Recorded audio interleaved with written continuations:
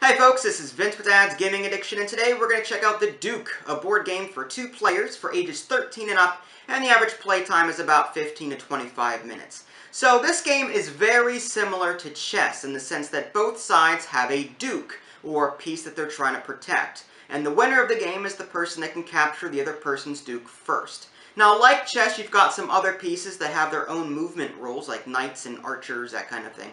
Well, what's different about this game is that these pieces will be moving differently throughout the game. So a footman may move a certain way 1 minute, and on the next move it'll move completely different. So that makes the game a little bit more complicated, but also a lot more interesting. So without further ado, let's take a quick moment to look at the components and see how the game is played. Alright, and here's a very brief look at your components. You've got one playing board here. It's a 6x6 grid. You've got 2 bags, one for each player color. There's a light brown and dark brown. Each side has the same number of pieces and the same type of pieces. So each side will have a ranger, a bowman, wizard, some footmen, a duke, that kind of thing, just like in chess. You've also got these nice reference cards here, and each of these tiles will tell you how these particular pieces move. You've got like empty circles here. This duke has a filled in triangle on that particular tile. We've got these footmen with these filled in circles here. So again, each piece will be moving differently, and in case you forget how these different pieces move, that's where these reference charts come into play, which are really nice. This one just basically lists out examples on how particular pieces would move if they have that symbol on their tile, and this one explains it in detail in paragraph form. Now there are 2 sides to these reference cards.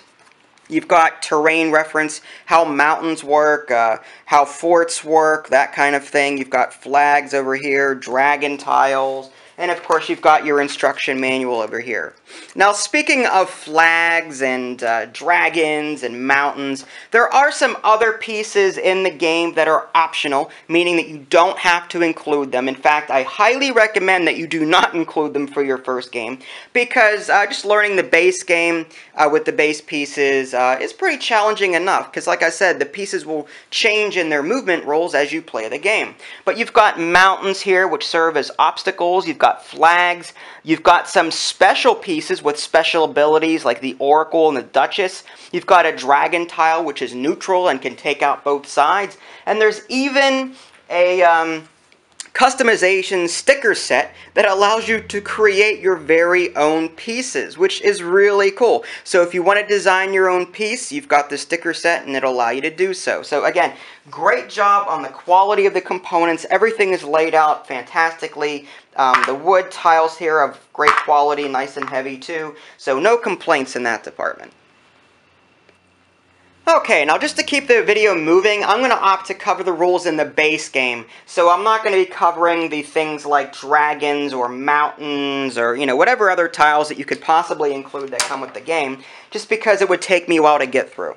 So what you're going to want to do is you're going to take out the Oracle and the Duchess. Again, these are 2 special tiles that have special abilities, and you can see Roman numerals on the bottom right-hand corner of these tiles. And if you look in the manual, it'll tell you under expanded play how these special abilities work. So it's not like you'll be lost trying to figure out what all of these different abilities do. Like I said, the manual and these reference guides do a great job in explaining all of the different things in the game. So what you're going to want to do is you're going to want to take 1 duke and 2 footmen aside, and you're going to put the rest of your tiles in the bag. Again, you want to keep these Duchess and Oracle tiles out of play for now. After that, the players are going to go ahead and put their duke onto the board.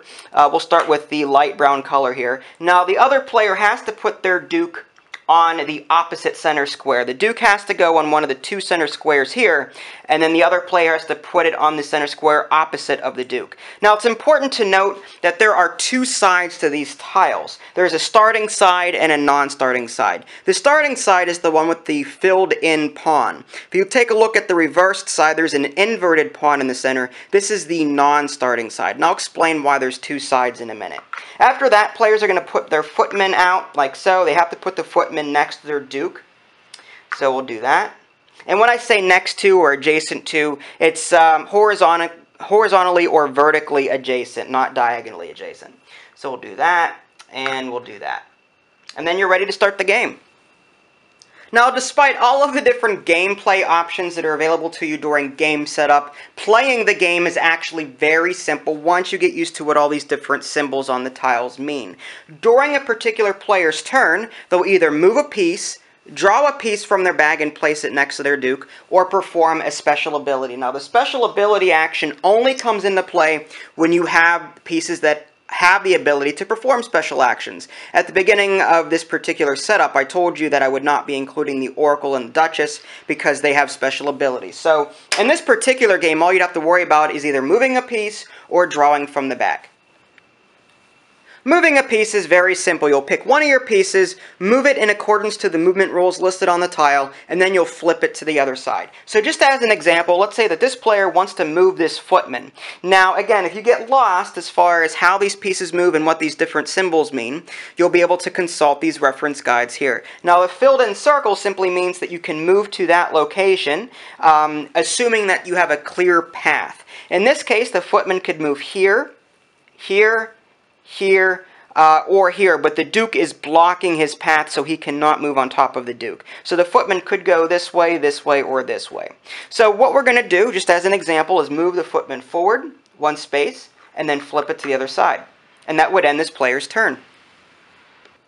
As far as taking a tile from the bag, it's that simple. You take a tile from the bag and you put it next to your duke onto an empty space on the board. In this case, the player drew an assassin, and he has to put it here because this space is occupied and this space is occupied. So the player is going to put that tile down next to his duke, again on the starting side, and that would end their turn.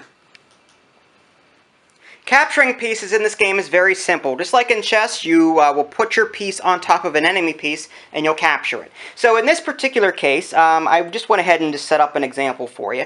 This pikeman here has the ability to go one space diagonally or two spaces diagonally, sort of like a bishop in chess. So in theory, this pikeman could go here because there is a clear path. Again, you want to take a look at the darkened circle, and remember, you need a clear path in order to move to these particular spaces. So this pikeman could capture that footman there.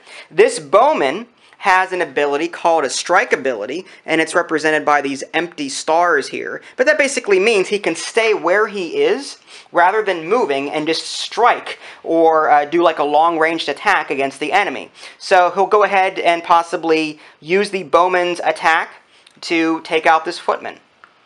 Of course, after you take a piece, you want to flip the piece to the other side. This footman here can't take anything. Again, all he can do is move two spaces forward or one space to the side. Again, this is the non-starting side, and their non-starting side has a different movement setup or movement rules than the other side does. This wizard here has these empty circles, which basically allows it to jump. So if there was another piece, say right here, this wizard could still jump over this footman and take this other footman here. And of course, after you take a piece, you want to flip it to the other side like so.